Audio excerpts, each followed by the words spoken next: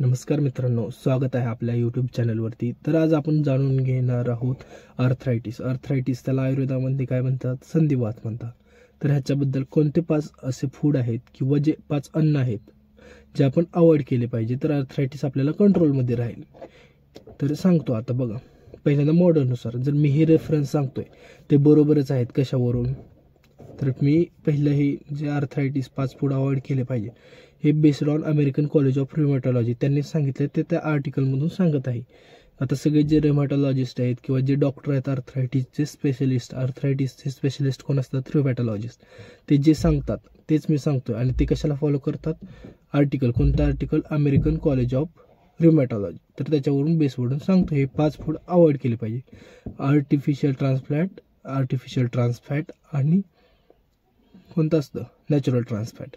आता natural trans fat म्हणजे काय, तर नॅचरल ट्रान्सफॅट हे जनरली कुठं सापडतं, प्राण्यांमध्ये सापडतं। प्राण्यांमध्ये कुठं, त्यांच्या गट हेल्थमध्ये, त्यांना डायजेशनमध्ये मदत करतं। त्या प्राण्यांच्या फूड सबस्टन्समध्ये त्याच्यात कशात सापडतं, दूध, तूप, ह्याच्यामध्ये त्यांच्या गटमध्ये हे डायजेशनसाठी हेल्प करतं। हे थोड्या प्रमाणात आपल्या शरीरात गेलं चांगलंच आहे, त्याचं काय आपल्याला एवढं साईड इफेक्ट होत नाही। पण आर्टिफिशियल ट्रान्सफॅट हे आर्टिफिशियल आहे, म्हणजे कृत्रिम आहे, म्हणजे ते माणसांनी बनवलं आहे।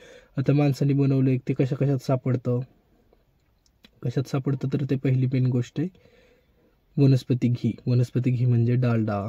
वेजिनेशन ज्या प्रोसेसमध्ये वेजिनेशन होतं त्या प्रोसेसमध्ये सापडतं। डालडा म्हणजे डालड्यापासून काय बनवतो ते सगळ्यामध्ये हे सापडतं। डालड्यापासून आपण वेगवेगळे बिस्किट, मैदा, बेकरी प्रोडक्ट हे सगळं बनवतो ना, खूप काही बनवतो, त्याच्यामध्ये सापडतं। आणि हे सगळं, आता ह्यांचे एक्झाम्पल मी तुम्हाला आर्टिफिशियल ट्रान्सफॅट आणि नॅचरल ट्रान्सफॅटचे एक्झाम्पल साईडला लावेन, स्क्रीनवरती लावणार आहे, ते तुम्ही बघा, इथं लिस्ट बघू शकता तुम्ही, इथं पण लिस्ट बघू शकता तुम्ही।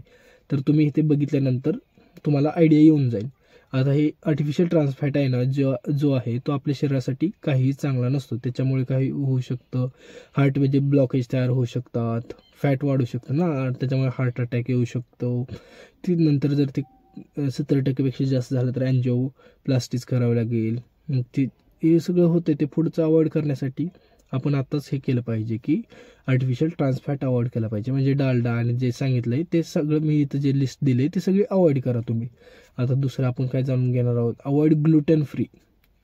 ग्लुटेन हे सबस्टन्स आहे जे सापडतं ग्लुटॅमिक डाएटमध्ये। खूप जणांना सांगतो डॉक्टर अवॉइड करा ग्लुटेन फ्री डाएट, मी तुम्हाला सांगतो ह्याच्याऐवजी हे वापरत असेल तर त्याच्याऐवजी हे वापरा, म्हणजे ब्रेड वापरत असेल तर ब्रेडमध्ये पण मिळत असतो दुसरा bread, avoid gluten free bread असं भेटत असतं। हे ग्लुटेन काय असतं, एक प्रोटीन असतं आणि त्याच्यामुळे तोही शरीराला घातक असतं, जॉईंट पेन वाढवतं, अर्थरायटिसला हे वाढवतं। हे 2 झालं। आता पहिलं काय सांगितलं, नॅचरल आणि आर्टिफिशियल ट्रान्सप्लांट, दुसरं ग्लुटेन फ्री डाएट। आता तिसरं काय, ॲडेड सॉल्ट, एक्स्ट्रा सॉल्ट घ्यायचं नाही वरून। आपण वरून कोणत्याही भाजीत एक्स्ट्रा सॉल्ट वगैरे घेतो, सॉल्ट म्हणजे मीठ घेतो, मीठ घ्यायचं नाही वरून कोणत्याही भाजीमध्ये, किंवा कोणतंही मीठ एक्स्ट्रा घ्यायचं नाही। मीठ वगैरे घेतलं तर ते जास्त बीपीचा बी त्रास होऊ शकतो, आणि हे अर्थरायटिसचा तर होतोयच ऑलरेडी, अर्थरायटिसचा त्रास तर आहेच ना।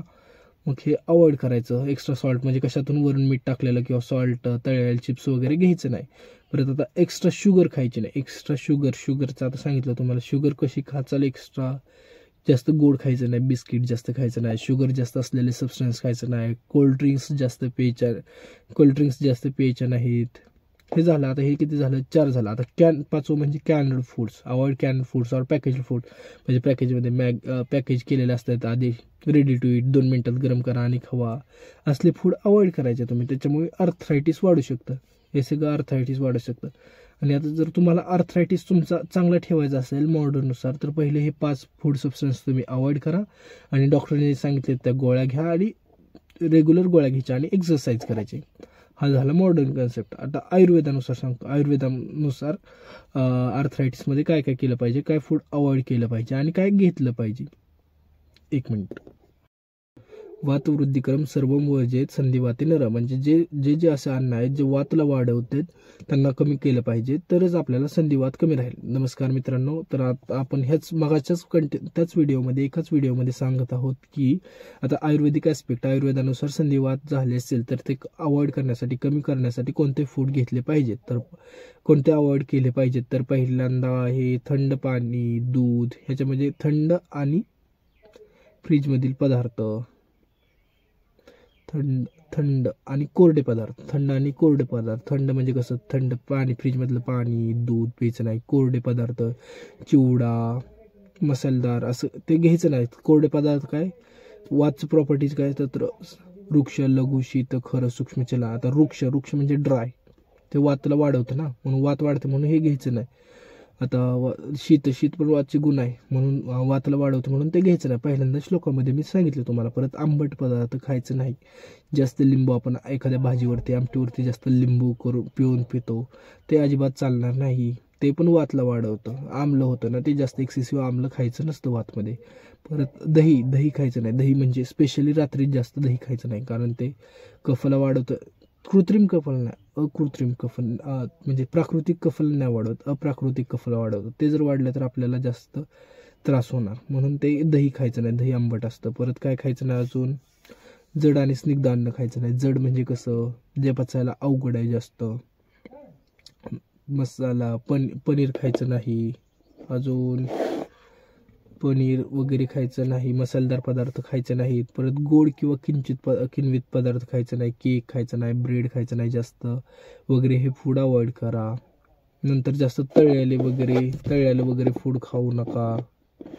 परत कॉफी जास्त पिऊ नका. कॉफी जास्त पिलं तरी हे होतंय. किंवा मद्य म्हणजे दारू पण जास्त पिऊ नका.